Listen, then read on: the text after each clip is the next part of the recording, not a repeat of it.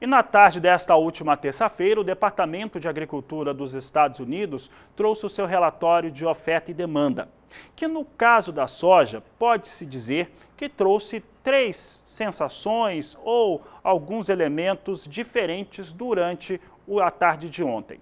Isso porque a última sensação causada foi, de fato, de um relatório morno. Não trouxe grandes alterações, ele contrariou as expectativas, ser contrariante foi a primeira sensação que trouxe ontem para os analistas norte-americanos, contrariou as expectativas, que era de uma redução nas possibilidades de soja no mundo, mas trouxe três alterações que podemos citar aqui como as mais importantes para a soja. A primeira delas foi uma revisão nos estoques iniciais da safra 2021. Portanto, o que foi revisado de fato foi o estoque de passagem da campanha 2019-2020. Trouxe pouco mais de 1 milhão de toneladas acima do que vinha sendo apresentado antes. Também trouxe um corte na estimativa de produção lá na Argentina, e isso era super esperado mesmo, cortou 500 mil toneladas. E aqui no Brasil, trouxe 1 milhão de toneladas a mais do que vinha sendo dito até o último mês. Por isso, nós vamos mostrar agora essas alterações que foram apresentadas nesse relatório de oferta e demanda do Departamento de Agricultura norte-americano. Você acompanha comigo o primeiro gráfico na tela, você tem aqui os números relacionados à oferta e demanda global. Temos aqui um estoque inicial, nós trazemos esse estoque inicial porque ele foi revisado, esse estoque inicial aqui está 1 milhão 190 mil toneladas a mais do que aquilo que se esperava até o mês passado, subindo para 96 milhões e 40 mil toneladas. Já a produção vem com uma estimativa de 361 milhões 820 mil toneladas, 780 mil toneladas a mais uma vez aqui é a oferta global de soja. O consumo total no mundo, segundo o departamento, será de 371 milhões e 310 mil toneladas, uma elevação de 1 milhão e 470 mil toneladas e os estoques finais da safra atual subindo para 83 milhões 740 mil toneladas. Uma ligeira correção para cima de 380 mil toneladas, é o que a Agricultura BR destaca agora, falando aí dessa oferta global, ou seja, oferta e demanda de soja no mundo todo. Trazemos agora mais um dado importante, falando sobre a Argentina, que é onde identificamos alterações em relação ao que vinha sendo apresentado em fevereiro. E esse relatório trouxe uma redução na estimativa de produção argentina. Veja só que o Departamento de Agricultura norte-americano, mais uma vez, a gente traz aqui o estoque inicial, falando de Argentina, com 26 milhões e 700 mil toneladas. A Argentina sempre tem um estoque muito alto, porque é um país que esmaga muita soja, é o maior player de óleo de soja e farelo de soja do mundo. A produção argentina, portanto, agora é estimada em 47 milhões e 500 mil toneladas, 500 mil abaixo daquilo que era previsto até fevereiro.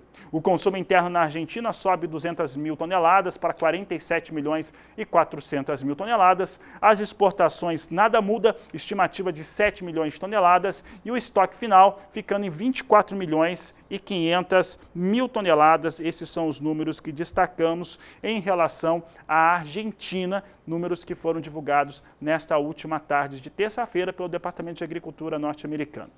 E agora sim vamos ver Brasil. Brasil teve ali a sua estimativa de produção alterada para 1 milhão de toneladas acima do que vinha sendo dito até o mês passado. Então é assim que o Departamento de Agricultura norte-americano enxerga a produção brasileira. 134 milhões de toneladas de produção, 1 milhão de toneladas acima daquilo que era estimado até o mês passado. O esmagamento total, consumo total no país deve ficar em 49 milhões 150 mil toneladas, 1 milhão e 100 toneladas acima daquilo que vinha sendo dito, e as exportações permanecem ali com uma estimativa de 85 milhões de toneladas, é aquilo que o departamento venha falando já há bastante tempo sobre Brasil em relação às suas exportações, 85 milhões de toneladas.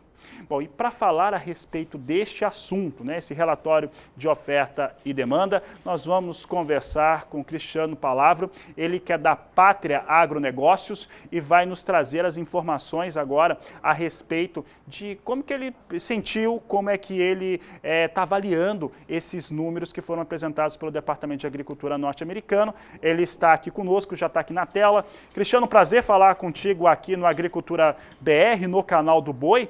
Qual foi a sua sensação ao receber esse relatório? Teve gente que teve uma expectativa frustrada, nós aqui achamos o relatório morno. Qual foi a sua interpretação desse relatório para a soja? Boa tarde, seja bem-vindo. Muito boa tarde, obrigado aí pelo convite.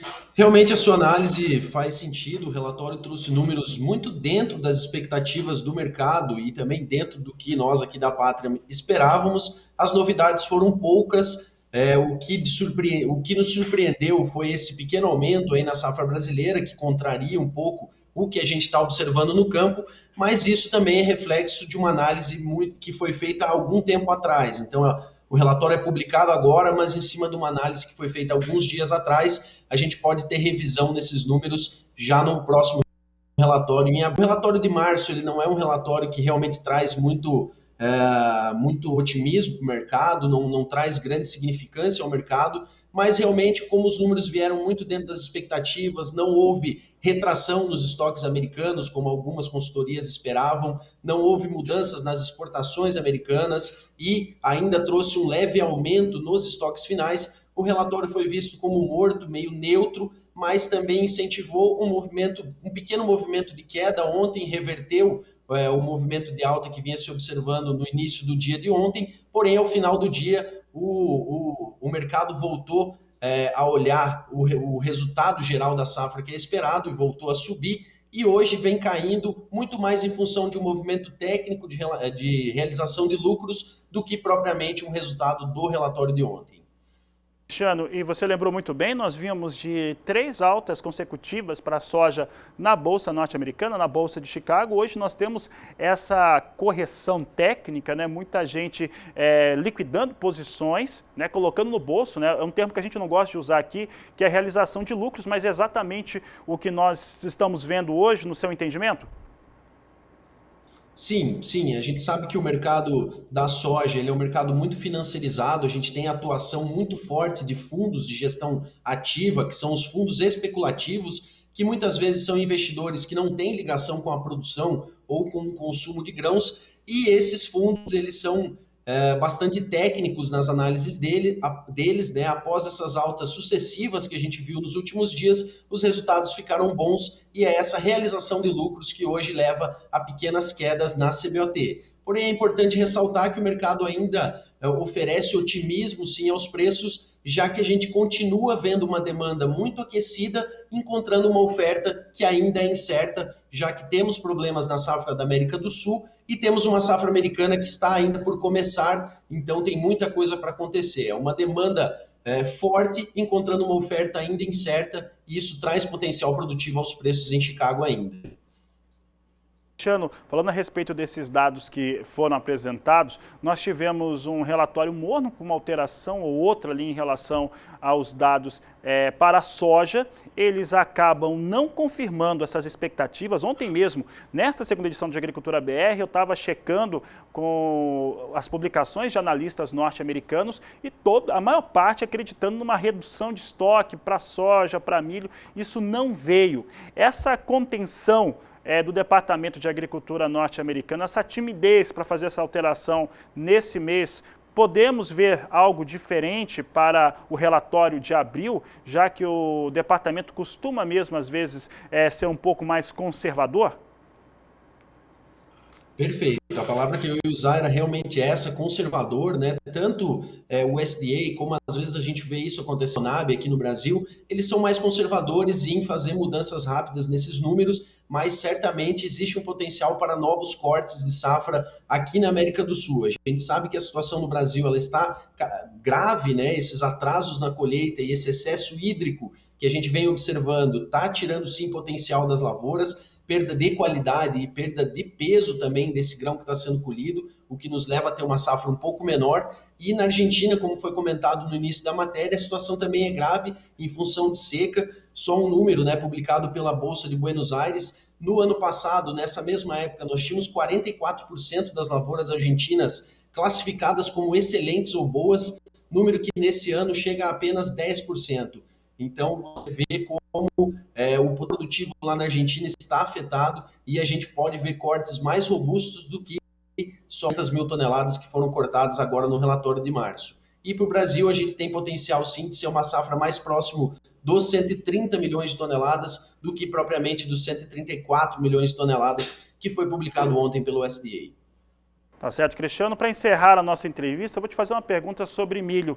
Aqui no canal do Boi, no Agricultura BR, nós não vimos também nada novo. Realmente um relatório que praticamente repete os dados do mês de fevereiro, não teve alterações em relação ao cereal, ao milho. Qual que é o entendimento da Pátria Agronegócios para o cereal, principalmente pensando em oferta global, Estados Unidos e Brasil? Bom, o relatório nesse caso também foi conservador. A atenção do mercado agora se concentra sobre a safrinha aqui no Brasil e sabemos que essa safrinha está sendo plantada muito tarde, quase a metade ou até mais da metade da nossa safrinha vai ser plantada numa janela de alto risco climático. Isso não nos dá garantia de produção baixa, porque as chuvas podem sim se alongar, mas já coloca sim a safra sobre um risco muito maior. Além disso, o mercado também começa a migrar cada vez mais a sua atenção para a safra nos Estados Unidos, que vai começar aí já em abril. Então agora é realmente um mercado focado na oferta, já que a gente sabe que o lado da demanda, esse continua muito forte. Agora é entender se a oferta vai conseguir entregar aquilo que está sendo projetado nesses relatórios. Cristiano, agradeço sua participação aqui no Agricultura BR, no canal do Boi. Um grande abraço a você. Grande abraço, até mais.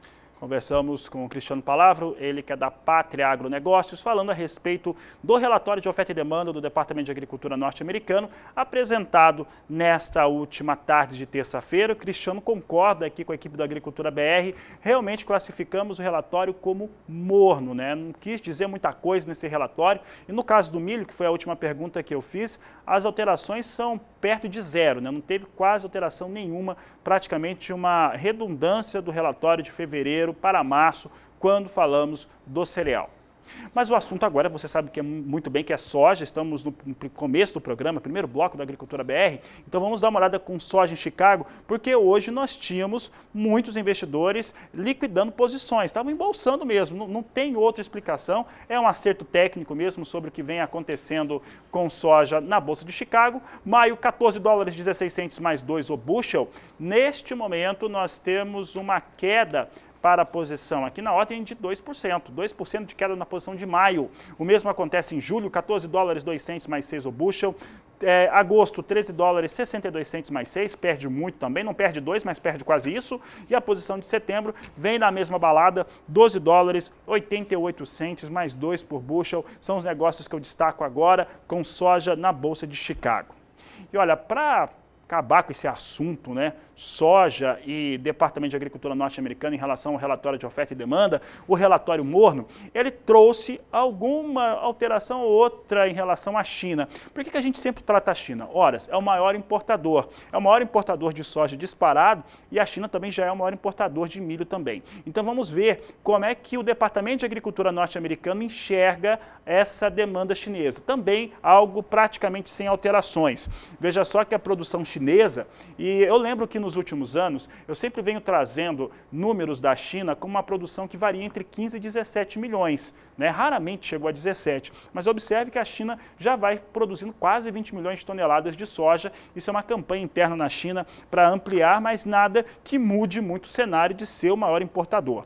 Olha só, 19 milhões e 600 mil toneladas de produção na China, número igual ao que nós vínhamos vendo anteriormente. A importação em 100 milhões de toneladas, tudo igual, tudo como antes. E agora o consumo é que mudou. Olha só, consumo 116 milhões e 700 mil toneladas de soja. Esse foi o dado que foi divulgado nesse relatório apresentado pelo departamento nesta última terça-feira. Exatamente 1 milhão de toneladas abaixo do que vinha sendo dito até o mês passado. Então, o consumo total na China de soja fica 1 milhão de toneladas abaixo. Essa é a alteração. E tem alteração, evidentemente, no estoque também. Como não alterou a produção nem a importação, a oferta total é a mesma de sempre, mas cai o consumo em 1 milhão de toneladas. Com isso, o estoque chinês fica com 1 milhão de toneladas a mais, 29 milhões e 600 mil toneladas. Esses são os dados que eu trago do relatório de oferta e demanda do Departamento de Agricultura norte-americano.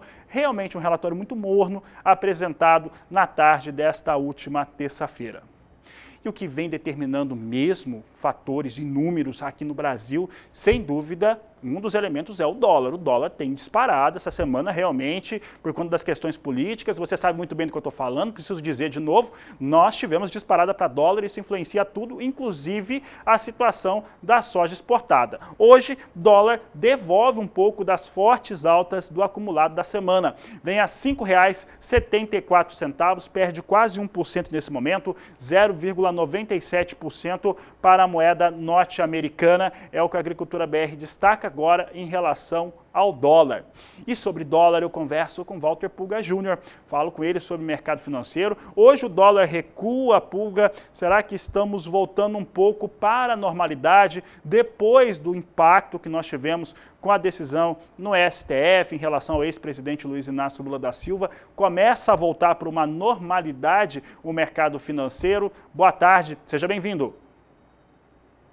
Boa tarde a você, boa tarde a todos. O mercado vai se ajustando, como se diz aqui, né, nas bolsas, como se diz entre os corretores do mercado financeiro, entre quem trabalha com banco, né? Porque o que ocorre é que depois de toda mudança drástica, há mesmo uma adaptação do mercado a uma nova realidade. E a nova realidade é uma nova realidade política, uma nova discussão política, um questionamento das decisões da Justiça Federal. Tudo isso, lógico, passa com o tempo e vai, vamos dizer assim, atenuando lentamente o mercado financeiro, aquelas diferenças de momento.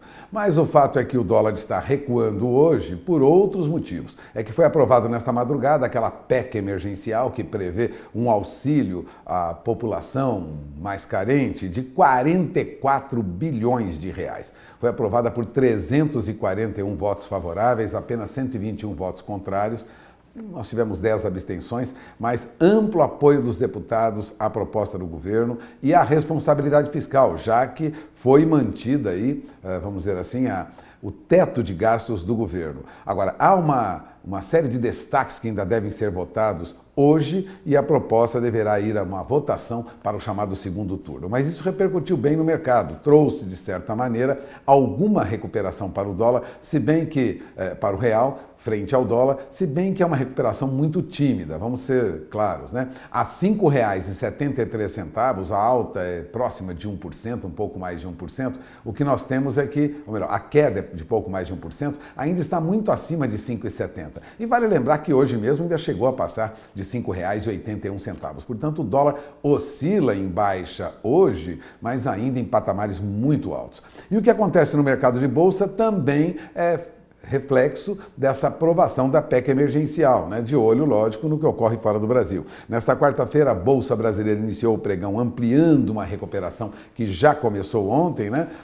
A aprovação dessa PEC emergencial teve uma influência positiva, tanto fez cair o dólar frente ao real, como também apoia, vamos dizer aí, uma recuperação da Bolsa. A Bolsa ensaiou passar de 112 mil pontos, chegou aí a ultrapassar 112.380 pontos. Mas essa alta não é tão expressiva não. Neste momento a Bolsa opera em 111.890 pontos, ou seja, vem sustentada aí por recuperações de papéis da Petrobras, até porque as ações de frigoríficos, que tiveram forte alta ontem, devolve hoje boa parte do ganho de ontem. O que nós temos é o índice Bovespa em alta, chegou a subir aí a faixa de 112.300 pontos, subiu mais perto de 1%, mas agora a alta é menor, a alta é de 0,5%. De qualquer maneira, os papéis da Petrobras sobem. Há uma influência positiva também vinda do exterior, né? A Petrobras sobe agora mais de 3%, papéis da Petrobras. Há também no exterior um reflexo positivo do que foi aprovado lá, estímulos fiscais nos Estados Unidos de 1,5 trilhão e 900 bilhões de dólares para a população americana, quase 2 trilhões de dólares, é muito dinheiro no mercado e isso traz, lógico, algum movimento positivo em algumas bolsas. Agora, enquanto isso, o governo trabalha aqui no Brasil com muitas restrições. Então nós temos alta para a Bolsa, Petrobras em alta, recuo do dólar frente ao real. Lá fora nós temos bolsas dos Estados Unidos em alta. Na Europa também nós temos a exceção da Bolsa da Inglaterra, que está, do Reino Unido, que está com uma leve baixa de 0,03%, o mercado na Europa fechou também em alta. Isso tudo ajudou a nossa Bolsa. Agora, preocupações mesmo é com o orçamento do nosso governo. O próximo Plano Safra vai esbarrar no ajuste fiscal. É o que anunciavam técnicos do governo para a imprensa, né? Embora o Ministério da Agricultura queira construir um Plano Safra maior, mais robusto, neste ano, os produtores querem isso também. As limitações orçamentárias indicam que as grandes linhas de crédito que fazem parte do futuro Plano Safra, que entra em vigor agora em 1º de julho, terá as mesmas limitações que foram observadas em 2021. O assunto é destaque, aliás, no jornal Valor Econômico agora há pouco. Não há como garantir que o Plano Safra venha tão bom quanto veio no ano passado, especialmente em termos de taxas de juros. Quem disse isso? Rogério Boeri. Ele é subsecretário de Política Agrícola e de Negócios Agroambientais do Ministério da Economia.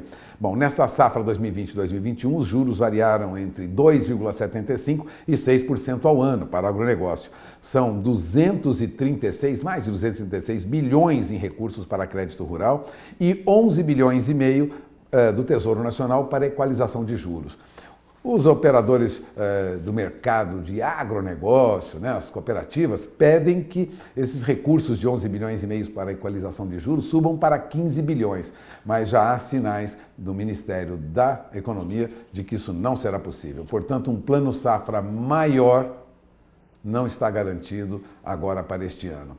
É esperar para ver a decisão lá no final. Mas as negociações continuam, a ministra Tereza Cristina insiste em aumentar o Plano Safra, em aumentar os recursos para o seguro rural, mas já há sinalização do Ministério da Economia que isso não será possível por conta de restrições no orçamento do governo federal.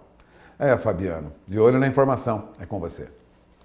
Ô Pulga, ouve aí, porque eu vou fazer 2 comentários. Um está relacionado à atuação da ministra na última campanha, para conseguir os recursos para a safra 2021. O Ministério da Economia também tinha se posicionado que não teria os recursos e mesmo assim ela conseguiu ampliar. A outra, Pulga, é a respeito aqui do comentário do telespectador, o Ailton Oliveira, ele está acompanhando ao vivo e assim que você começou a falar de Plano Safra, ele já mandou uma mensagem aqui em uma das mídias sociais que vão colocando a Agricultura BR em todo o país. E ele disse o seguinte, que aquela ideia de ter financiamento através de bancos privados, iniciativa privada, não deu certo ainda no Brasil. E o Ailton comentou isso, Pulga, e eu lembro muito bem que no ano passado ano passado e retrasado, eu conversava com representantes de diversos bancos, como o Sicredi, o próprio Banco do Brasil, o Itaú BBA e assim por diante, falando, o Santander também, falando a respeito de uma participação maior de capital privado no financiamento de safra. Isso, de fato, ainda vem a passos muito lentos. Eu agradeço aqui a participação do Ailton Oliveira. Vou pedir para o pessoal, quando mandar as mensagens, manda também a cidade, estado onde está, que fica melhor ainda. Olha só, a Agricultura BR agora mostra que essa queda do dólar, esse recuo, ele impactou nos valores da soja negociado nos portos. Veja comigo como é que vem soja no porto, entrega em abril, no próximo mês, números apurados neste 10 de março pela Grãos Corretora, vem para R$ 177,00. Os valores de referência nos portos de Santos e Paranaguá são os destaques que eu trago agora. O que é que caiu? Você pergunta, caiu aí R$4, Eram R$ 181,00 o valor de referência nesta terça-feira, com dólar lá em cima, agora recua para 177. É muito mais o peso do dólar do que a soja em Chicago. Só Chicago está perdendo hoje 2%. Entretanto, o que está pesando mesmo agora é o dólar, é a moeda norte-americana aqui no Brasil.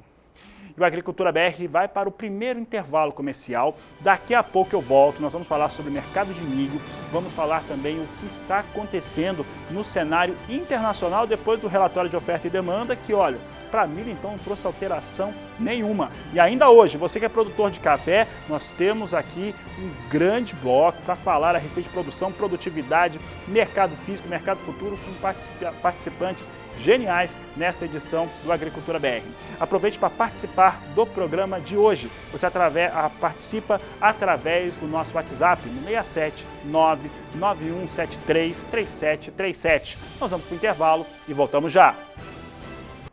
Agricultura BR de volta, canal de boi de volta, sempre com você, produtor rural. E agora para falar de uma iniciativa muito legal. Eu estou falando das estações climáticas que fornecem informações sobre a temperatura mínimas e máximas no estado do Mato Grosso, também as precipitações chuvosas para os próximos 15 dias e ainda como que está o percentual de semeadura ou colheita para soja ou milho. Quem instalou foi a ProSoja do Mato Grosso, quem conta a história é Valdir Pacheco.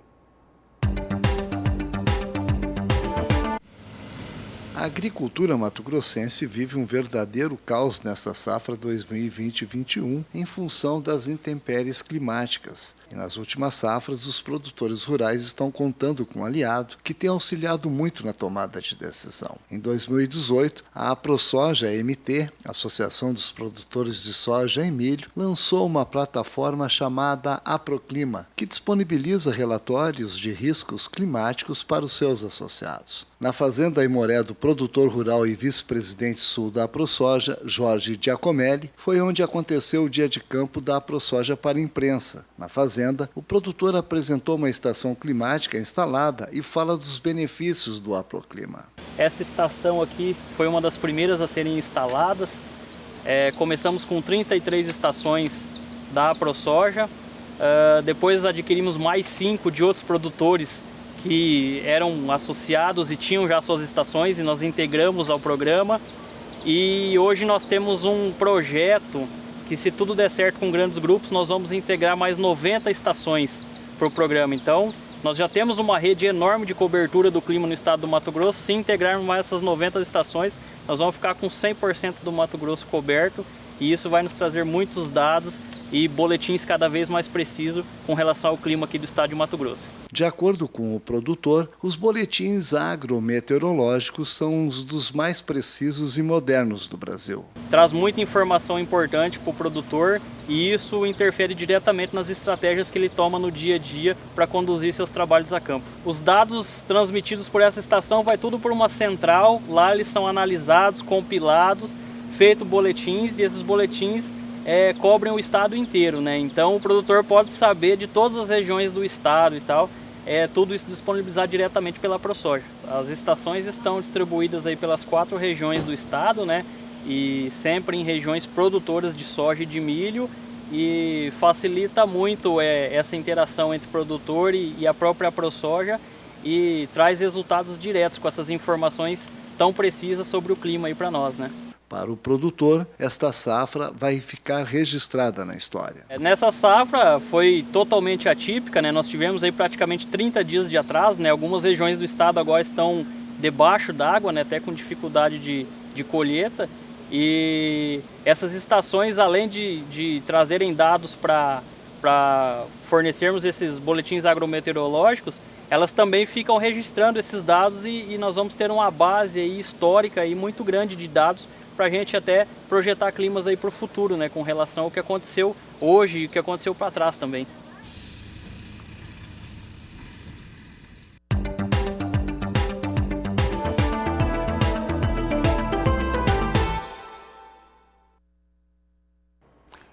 E olha, nesta terça-feira à tarde, como você sabe, o Departamento de Agricultura norte-americano divulgou o seu relatório de oferta e demanda sem alteração, praticamente zero. Zero alteração no relatório de oferta e demanda em relação a milho. Se soja já foi muito pouca, teve um relatório morno, o relatório em relação ao milho é o mesmo, não mudou nada. Tudo igual como era no mês de fevereiro. Havia uma expectativa de uma redução nos estoques norte-americanos, tanto para soja quanto para milho. O fato é que hoje nós temos uma realização. Essa realização, vou colocar realização de lucros mesmo, muitos investidores vendendo as suas posições, é uma realização, e ela acontece com trigo, com soja e com milho. Vamos ver se essa realização continua agora. Vinha com queda, nós temos aqui as posições caindo. Você vê uma queda aqui no mais curto prazo superior a 2%. Nós temos aqui a posição de maio a 5 dólares 33 centes mais 4 bushel. Julho, 5 dólares 24 centes o bushel. Setembro, 4 dólares 94 centes por bushel. E dezembro, 4 dólares 77 centes por bushel. São os negócios que eu destaco agora no Agricultura BR, seguindo a mesma queda que nós víamos em relação à soja, também com quedas expressivas no dia de hoje, mas muito mais por uma questão técnica do que por qualquer outro parâmetro de negócios na Bolsa Norte-Americana de Chicago. E a seguir o assunto é café por aqui. Nós vamos falar a respeito de café no que tange a produção, a produtividade, mercado físico, mercado futuro e expectativas. Teremos a participação de importantes expoentes da cafeicultura brasileira. O Eduardo Carvalhais, do escritório Carvalhais, participa conosco. Fernando Barbosa, cafeicultor. Professor Marcos Pava Neves faz um comentário também a respeito de mercado de café. Vamos ter a participação do Felipe Reis, analista da Geocis, falando sobre a questão climática ali para a produção de café nas áreas produtoras do país. São alguns dos temas que tratamos logo mais depois do intervalo. E o assunto a partir de agora é o mercado do café e é por isso que nós vamos falar agora sobre os efeitos de produtividade, produção, influência climática, o que vem ocorrendo para o mercado físico e também mercado futuro do café e o entendimento de importantes expoentes da cafeicultura nacional. Para começar, vamos conversar com Felipe Reis, analista da Geocis, que participa conosco agora, falando como é que vem essas áreas de produção de café no Brasil, passaram por situações complicadas em relação às chuvas ou falta delas, e quem explica como é que vem essas regiões agora é o Felipe. Felipe, boa tarde, seja bem-vindo. Como é que vem as áreas de produção de café no Brasil? Boa tarde, Fabiano. Primeiramente, é sempre um prazer estar com vocês novamente no Agricultura BR.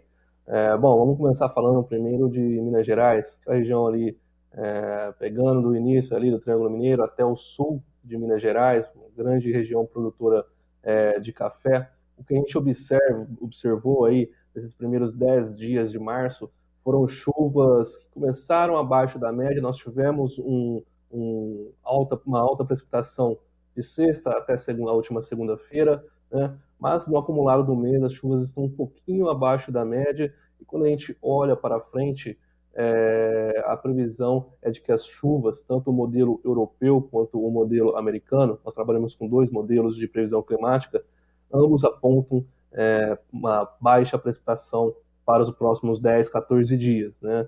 Mas é importante ressaltar que essa baixa precipitação, pelo menos até o momento, ela está um pouquinho abaixo da média, então não é nada trágico, nada que como nós vimos em 2004, por exemplo, 2007, por exemplo, quando a precipitação em Minas Gerais foi muito baixa em março, e também um ano análogo, um ano bem similar ao que nós estamos vivendo em 2021, pelo menos em março, é 2004, quando as chuvas ficaram um pouquinho abaixo da média em Minas Gerais, aí pelo menos na primeira quinzena de março, né?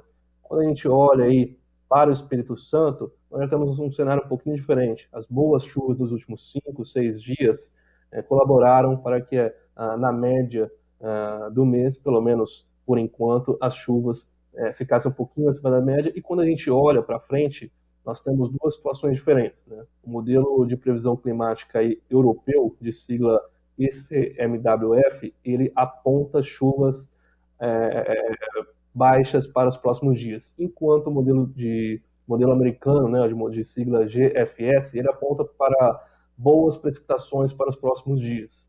Então, quer dizer que, pelo menos no Espírito Santo, as chuvas podem continuar em bons volumes, né? Tem aí que temos então que aguardar um pouquinho para saber qual dos 2 modelos vai representar mais a realidade.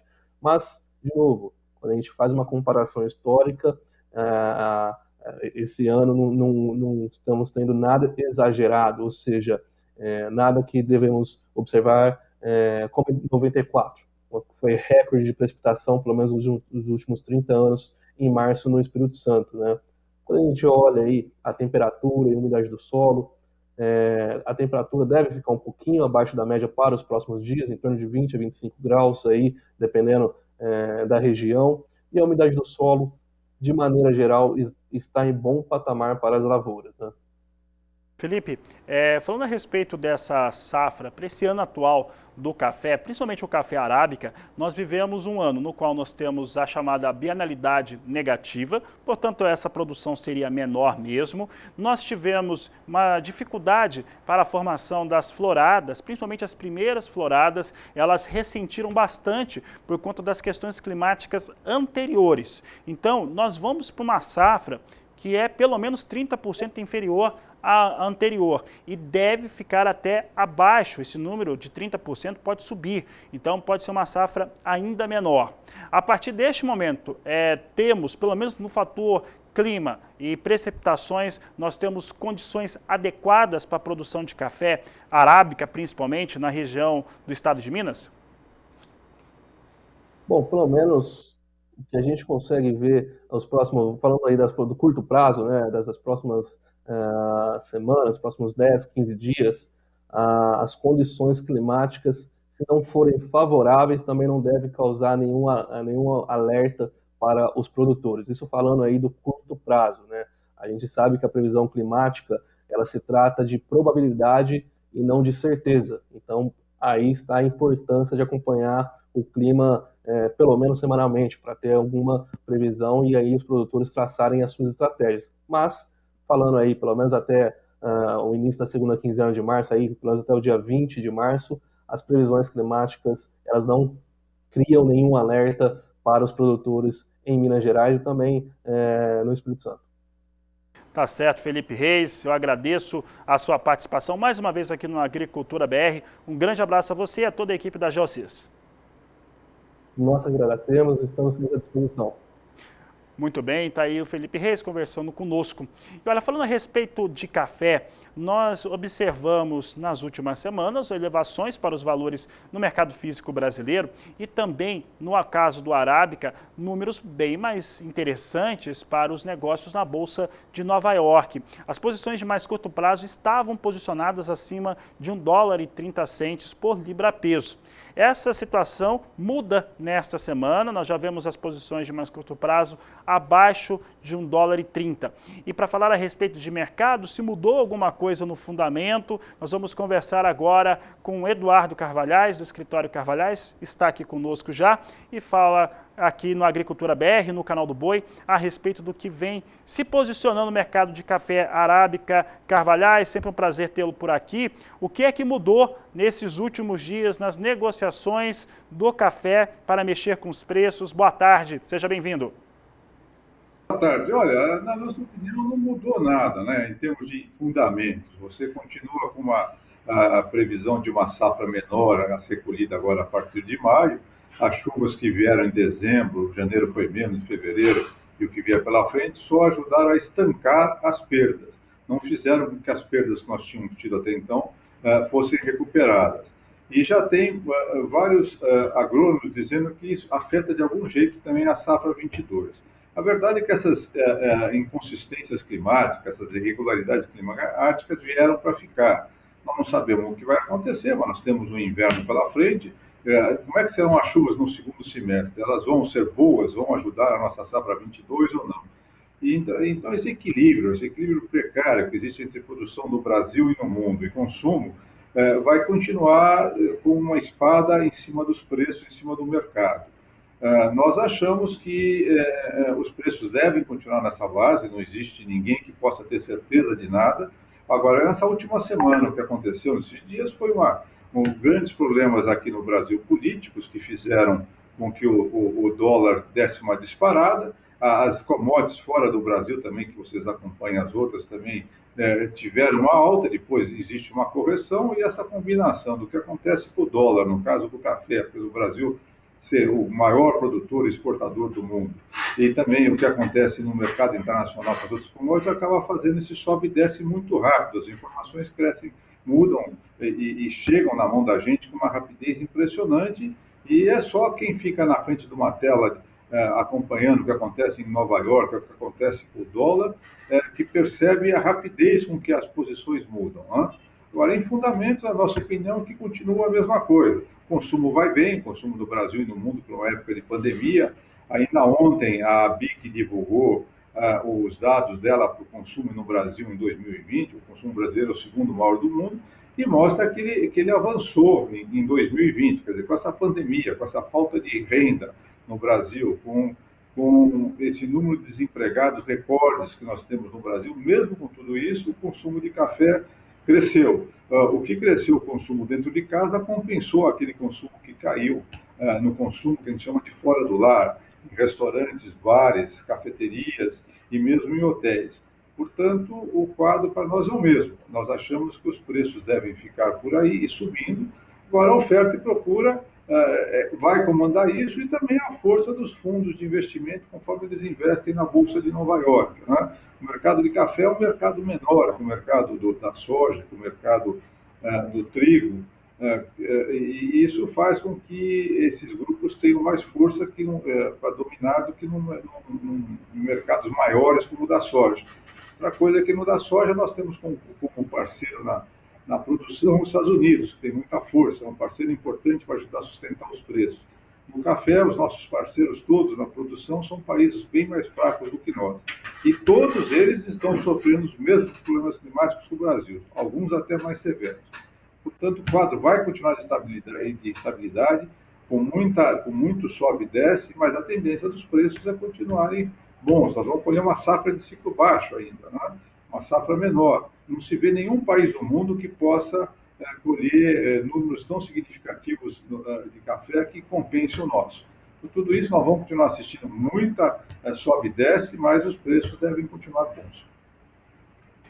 Carvalhais, até você colocou, né, nós tivemos os números divulgados pela BIC, daqui a pouco eu vou mostrar um gráfico como é que está o consumo no Brasil, mas ano passado o consumo interno no país ele veio para 21 milhões e 200 mil sacas de café, há um aumento no volume, é o segundo maior consumo da história de café no país, aumentou o consumo e aumentou também a procura por cafés de melhor qualidade, algo que a gente vai falar ainda nesta edição de Agricultura BR, que está trazendo um especial também para falar a respeito de café. Mas, Carvalhais, a respeito do que aconteceu nessa semana, você lembrou muito bem, né? Nós tivemos ali, vou colocar o termo, né, que nós estamos usando internamente aqui no Canal do Boi, nós tivemos uma bagunça política aqui no Brasil, né, e isso acabou gerando impactos sobre a expectativa de mercado, da economia, a bolsa caiu, o dólar disparou, hoje que nós estamos vendo as coisas começarem a se arrumar, ou pelo menos ter um entendimento sobre essa nova realidade. Dá para dizer que aqui no Brasil, para o preço pago ao cafeicultor, Carvalhais, a alta do dólar acabou compensando essas quedas que nós vimos durante essa semana para o Arábica em Nova York?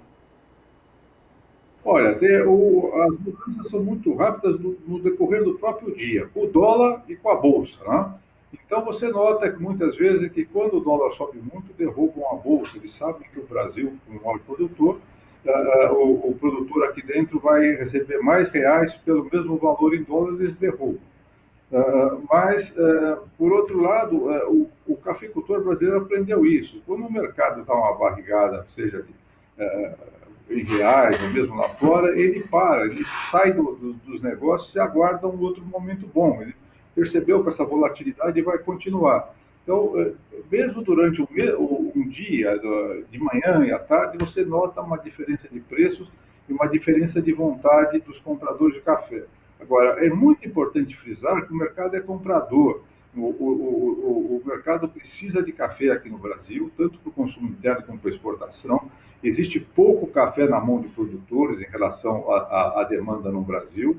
E os produtores que têm esse café ainda, eles vendem naquelas horas em que a alta do dólar coincide com um momento melhor em Nova York, e eles conseguem 10, 15, 20 reais naquele momento a mais por café. Isso deve continuar. Nós temos que lembrar isso. Quem tem café ainda nessa altura do ano, o produtor que tem, está melhor capitalizado, está melhor estruturado. Aqueles que estavam com mais necessidade já venderam esse café, né? E quanto outra coisa também, a gente sente dos cafeicultores muita insegurança quanto ao tamanho dessa safra. Eles percebem que vai depender muito de como os frutos encheram agora nessas chuvas, mas todos eles contam com uma quebra importante. E eles também começam a ficar preocupados com o que vai acontecer com a safra do ano que vem. Eles não sabem o que vai acontecer, eles dependem do clima para a próxima safra também. Tudo isso faz com que eles vendam com muita cautela o café que eles têm. Outra coisa que o mercado não comenta muito ainda, mas que a gente nota que cresce ano a ano, é a tendência dos cafeicultores de diversificarem a sua produção. Como o Brasil não depende mais só de café, como dependia há 60 anos atrás, hoje eles têm alternativa na soja, no milho, agora com esse trigo que estão, com essas novas variedades para o cerrado. Então, esses cafeicultores que têm áreas planas e principalmente irrigadas, a gente nota uma diversificação. Então, a tendência de crescer a produção brasileira nos próximos anos vai depender muito do preço, porque o cafeicultor também começa a perceber que é mais seguro ele não depender de um único produto, né? O pessoal que está na montanha, o pessoal que tem áreas menos planas, não tem dificuldade com grãos, mas a gente nota alguns deles também diversificando para frutas. Então, a tendência vai ser cafeicultores mais diversificados no futuro e, portanto, mais sólidos para vender o café no momento que eles considerarem melhor para eles.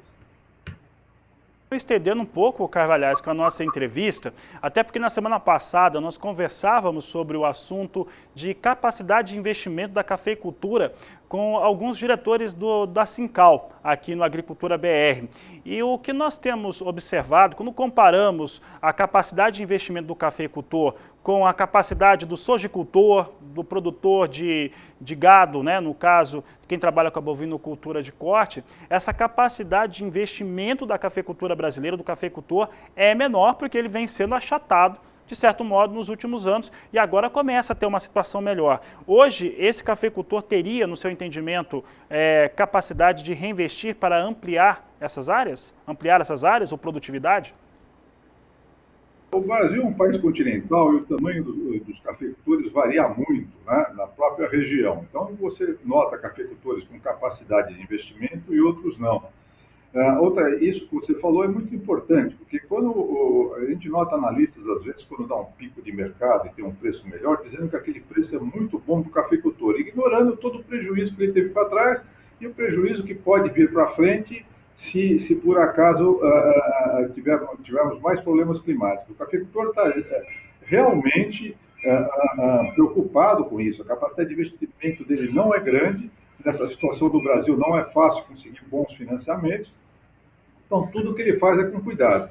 E também isso, ele começa a perceber que para ele é melhor ele estar mais diversificado e não ficar na mão de um único produto, né? Todas essas variáveis, nós vamos ver qual é a resultante que nós vamos ter para isso lá na frente.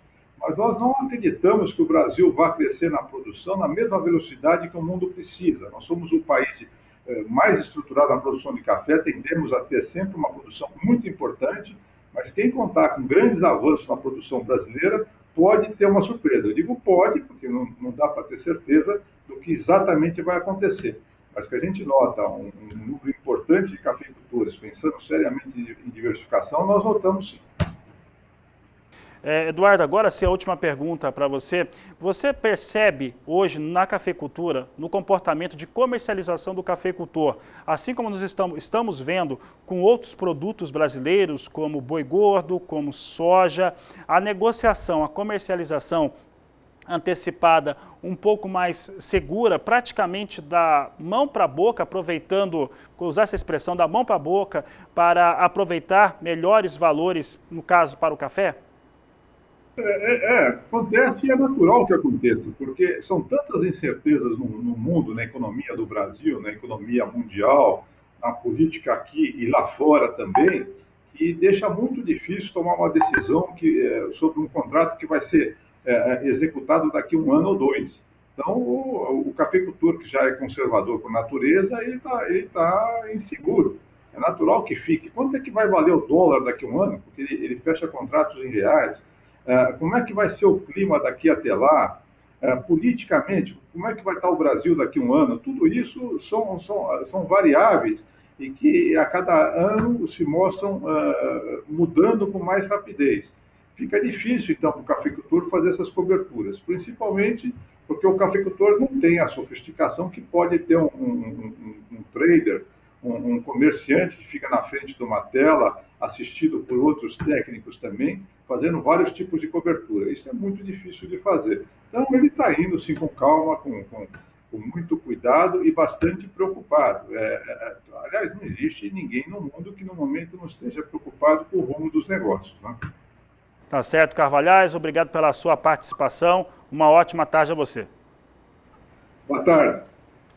Eu conversei com o Eduardo Carvalhais, do escritório Carvalhais, sempre um prazer tê-lo aqui no programa, no Agricultura BR, e ele citava os números que foram colocados à disposição pela BIC nesta última terça-feira, que mostram que o ano de 2020 teve o segundo maior consumo de café da história aqui no Brasil, totalizando 21 milhões e 200 mil sacas, atrás apenas do ano de 2015, e é o que nós vamos mostrar agora, aproveitando que o Carvalhais lembrou dos dados. Veja só, 2015, o consumo de café no mercado interno brasileiro foi de 22 milhões de sacas. Aqui nós trazemos o ano de 2019, você vê ele comparado, foi de 20 milhões 910 mil sacas no ano de 2019, nada mal. Só que ano passado chega a 21 milhões e 200 mil sacas, um ano complicado, porque foi o ano que começa a pandemia. Um outro dado que eu acho muito interessante, quando a BIC divulgou os números de 21 milhões e 200 mil sacas de consumo em 2020, é que não é apenas o volume que aumentou. A procura também por cafés de melhor qualidade, sendo encapsulado ou não, também teve fortes elevações neste último ano. E o Agricultura BR agora traz o entendimento do professor Marcos Fava Neves a respeito de como que está a cafeicultura brasileira. Nós perguntamos para ele como é que ele está avaliando esse momento do café no Brasil e ele respondeu.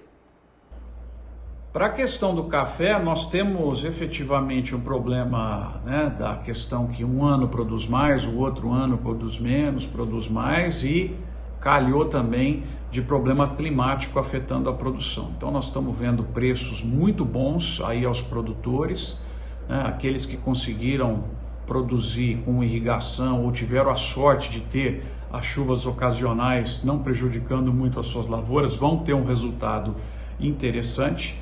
O Brasil tem uma posição fortíssima no mundo de liderança e cada vez mais deve buscar os mercados finais, chegar mais perto do consumidor, contando histórias, transformando. Eu acredito muito no café, grande fã do café. A história do café está começando a ficar igual à história do vinho. Então vai ter a valorização por produtor, por origem, por tipo, por força. É uma avenida o que se pode fazer ainda com o café. O café vai dar muita alegria para a sociedade brasileira. E eu gostei muito desse comentário do professor Marcos Fava Neves. Ele sempre coloca posições muito pertinentes, inteligentes aqui no nosso programa. Obrigado, professor. Mas quando ele diz que o café está muito mais próximo ao vinho, isso é uma realidade. Lembra que eu falava dos dados da BIC, né? 21 milhões e 200 mil sacas consumidas no Brasil no ano de 2020, mas uma procura muito maior em relação a cafés de maior qualidade, encapsulados ou não. E toda essa questão que o professor colocou agora, realmente coloca o café aqui do Brasil muito mais próximos a uma produção de vinho de qualidade do que, por exemplo, milho ou soja.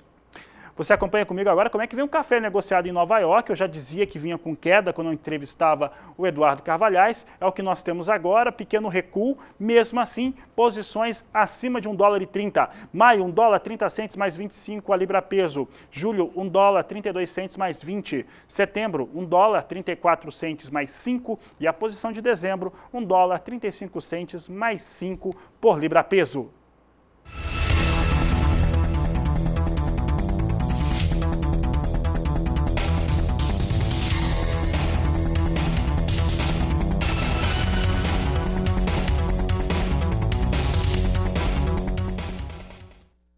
O O café robusta estava numa banda entre $1.400 e $1.500 a tonelada na negociação na Bolsa de Londres. Essa semana também perdeu o piso, ficou abaixo de $1.400. Você acompanha como é que vem os negócios com o café negociado em Londres e você vê uma recuperação bem rápida, né? De novo, nós temos aqui piso de $1.400 para o robusta negociado na Bolsa Londrina. Posição de maio, $1.410 a tonelada, com alta de 0,71%. Julho, $1.432 a tonelada, com elevação de 0,84%. Setembro, $1.451 a tonelada, aumenta 0,83%. E novembro, $1.468 a tonelada, alta de 1,02%, mostrando que os fundamentos estão no mercado.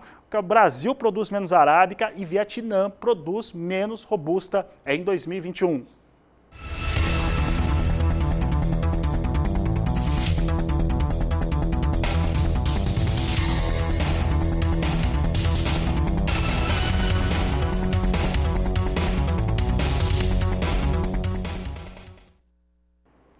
E no estado do Rio Grande do Sul, a expectativa para a produção de trigo é alta. Os bons preços, acompanhados por produtores que estão interessados em elevar as suas áreas de produção, fazem com que esta safra possa ser uma das mais importantes do Rio Grande do Sul.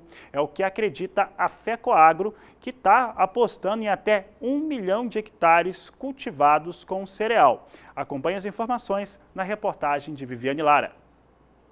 Com a soja estabelecida na lavoura, muitos produtores começam a planejar a safra de inverno.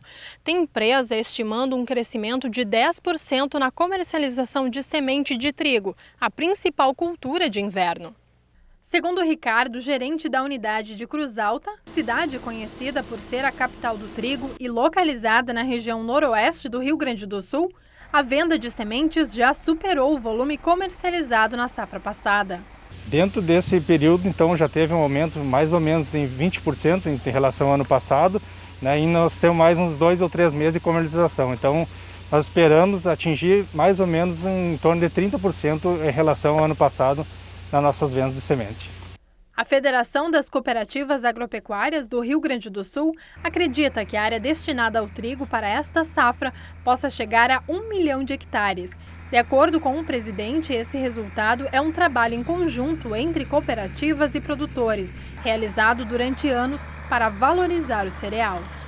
E esse ano nós estamos projetando um aumento da área de trigo em torno de 10% a 15%.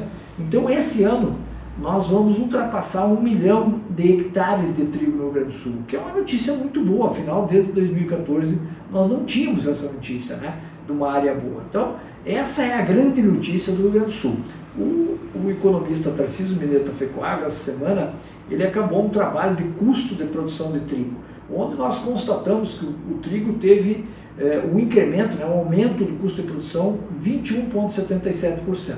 Se nós considerarmos, né, que ainda temos um bom preço e ainda mesmo com esse aumento, o trigo do Rio Grande do Sul apresenta a cultura do trigo, né, o orçamento da cultura do trigo, ou seja, os cálculos de custo, apresentam uma possibilidade de resultado, nós temos convicção, então, de que aumentará a área de trigo, né? Então, além daquela questão que a gente sempre batalhou, das vantagens para a cultura subsequente, no caso para a soja, com palhada, né, com incorporação, com soma ao solo, né, de muita palha, de cobertura no inverno, nós podemos ter resultado econômico. E o produtor, ele está acreditando no seu orçamento, na possibilidade de lucro, e ele está vendo uma coisa que a gente a vida inteira pregou, que a agricultura, a agropecuária, o sistema produtivo da agricultura do Rio Grande do Sul, nas suas propriedades, precisa de uma cultura de inverno que traga resultado econômico.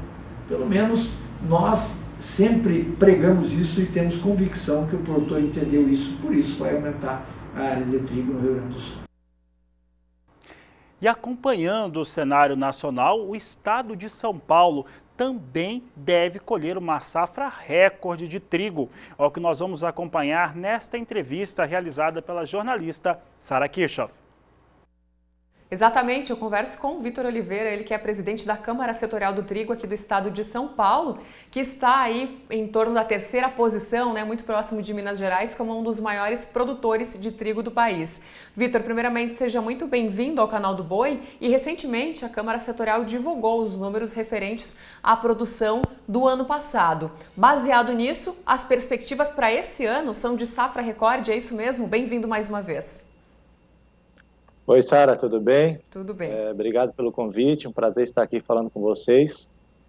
E sim, nós tivemos uma reunião agora na última quarta-feira, né, onde nós levantamos ou finalizamos os números da safra anterior, que a Conab, né, que é o número oficial, aponta 275 mil toneladas, cerca desse número, mas conversando com as cooperativas e os privados, esse número pode ter chegado a 300 mil toneladas na safra anterior.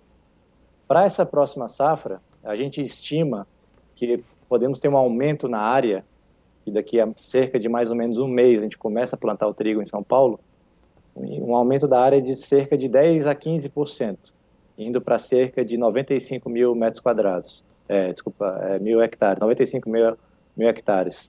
E claro, a produtividade do ano passado não foi uma produtividade das melhores, cerca de 3 toneladas por hectare, mas a gente acha que se nós tivermos uma produtividade de 3,5, 3,6, algo que já ocorreu no passado, quer dizer, por hectare, esse número pode superar bastante as 300 mil toneladas para essa próxima safra de 2021, 2022. Perfeito, Vitor. E o ano de 2020, né, ele trouxe uma alta global, aí, uma alta generalizada das commodities, e o trigo também está incluído nisso. Só que, ao mesmo tempo, foi um ano muito desafiador aqui, considerando principalmente a greve lá na Argentina, né? O que ficou ainda de rescaldo disso e o que a gente aprendeu em relação a esse tema aí que nos impactou tanto em 2020? Perfeito. Bom, na realidade, o Brasil ele é um grande importador de trigo, então ele depende dessa matéria-prima para abastecer o mercado interno. Praticamente metade, 50% da produção total vem do trigo importado, ou seja, o Brasil processa 12 milhões de toneladas por ano, onde metade é produzida aqui, 6 milhões, e importa outras 6. Dessas 6 milhões que é importada no Brasil, mais de 90% vem da Argentina, que esse é o principal fornecedor. Então, quando você tem uma greve, como nós tivemos em dezembro, e perdurou por um mês, não é pouca coisa, do teu principal fornecedor, no momento da produção da safra, que ocorre em dezembro, realmente foi um fato bem preocupante aqui para o mercado interno, para o abastecimento do mercado interno. E aí, por outro lado, todo aquele saldo excedente do trigo nacional, ele foi bem comercializado nesse período, porque não havia muita outra opção. E nesse sentido, o trigo de São Paulo ele chegou em patamares assim recorde, ele vem superando os níveis de preço, né, recorde, em torno de R$ 1.500, R$ 1.600 a tonelada. Só para ter uma base de comparação, no ano passado, o preço da tonelada do grão ele estava em cerca de R$ 800 a tonelada, ele praticamente dobrou. Aliás, no início do ano passado, né, em janeiro de 20, antes desse aumento do dólar que a gente viu ocorrer na pandemia, que saltou de 4 para R$ 6 a variação cambial. Pois é, Vitor, eu te pergunto como é que fica para os moinhos lidarem com toda essa instabilidade, essa volatilidade nos preços? É uma excelente pergunta. O nosso setor, né, falando da indústria, tem sofrido muito com essa volatilidade, né, que acho que esse é o nome do momento. Fica difícil para nós, como intermediário entre o produtor e o nosso cliente, estabelecer quanto vale, precificar, né, acho que a palavra é difícil precificar a nossa farinha com toda essa volatilidade, não só do câmbio, mas também do trigo em dólar, que mudou de patamar, puxado por outras commodities, como milho, soja, tudo isso, todo esse aumento de milho, por exemplo, puxado por uma demanda global fortíssima, principalmente na China, ela eleva toda a base das commodities, né, e o trigo vai junto. E também tem outro ponto importante que vocês destacaram durante a divulgação dos números, que é o aumento do frete marítimo, né? Realmente é impressionante o aumento que houve nesses últimos tempos. Sem dúvida. O frete marítimo pouco é falado, né, na precificação diante das outras mais importantes, que é câmbio e trigo, mas realmente nós tivemos um aumento de quase 80% num período de um mês. É uma loucura. A China está demandando muita soja do Brasil, e esse aumento do frete marítimo ele ocorreu mais forte aqui na nossa região do Atlântico, nesse comércio aqui nessa rota Brasil, Argentina, Mercosul. Tá certo, Vitor. Muito obrigada pela sua participação aqui conosco e até mais. Obrigado pelo convite e estou à disposição. Obrigada a você. Esse foi então o Vitor Oliveira, presidente da Câmara Setorial do Trigo. De São Paulo, Sara Kirchhoff. E agora um convite especial para você, pecuarista. No próximo domingo, dia 14, nós vamos ter, a partir das 20 horas, o leilão virtual Leilogrande Corte Especial, com transmissão simultânea pelo Canal do Boi e Agrocanal. Animais filmados em 3 regiões de Mato Grosso do Sul.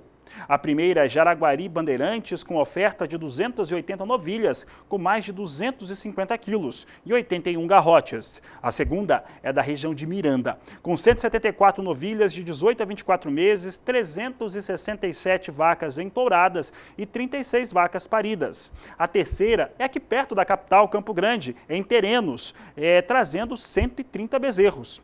Para você ficar ligado, esse leilão será transmitido pelo Canal do Boi e Agrocanal, pela Claro e Net TV, Sky e olha só, pela plataforma @play. Então marque na sua agenda. É neste domingo, dia 14, a partir das 20 horas, no horário de Brasília, mais um grande leilão, mais um grande evento aqui pelo Canal do Boi, pelo Agrocanal e também pela plataforma @play.